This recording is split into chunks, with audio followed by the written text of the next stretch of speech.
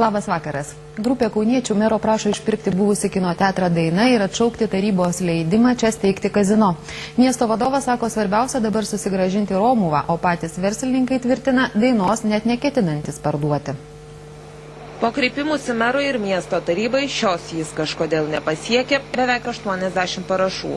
Iš Panoramos sužinoja, kad Dainoje planuojamas kazino, kreipimąsi pasirašiusieji teigia, esą jis visiškai netitinka kvartalo dvasios ir savivaldybė ragina ieškoti būdų, kaip pastatą iš verslininkų išpirkti.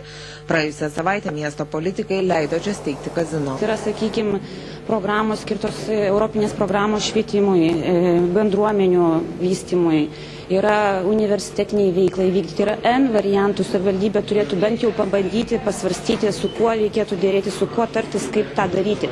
Dabar savivaldybė iš tiesų net neieško jokio būdo, ieško paties, padaro patį lengviausią sprendimą. Galėtų tai būti prekybos galbūt objektas, galbūt ir restoranas, bet kazino, kai aplinkui mokyklos, bažnyčia. Tiesiog aš kaip pilietis labai nenorėčiau. Savivaldybei siūloma Dainoje steigti kultūros centrą, kuriame esą galėtų rinkti Žaliakalnio bendruomenė, vyktų koncertai, parodos, spektakliai ar rodomas kinas. Tuo metu leidimus gavę pastato šeimininkai sako net neplanuojantys jo parduoti. Toliau rengia projektą ir pradės remontą. Planuojamos 10 milijonų litų investicijos.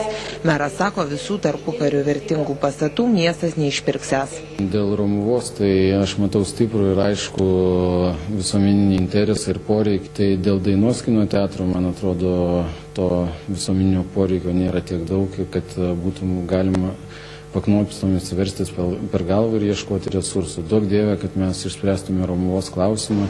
Tuo metu mero pavaduotojas Stanislovas Puškevičius šiandien kreipėsi į prokuratūrą, prašydamas apginti viešąjį interesą ir dar kreipsis į teismą, kad jis panaikintų tarybos sprendimą leisti Dainoje steigti lošimo namus.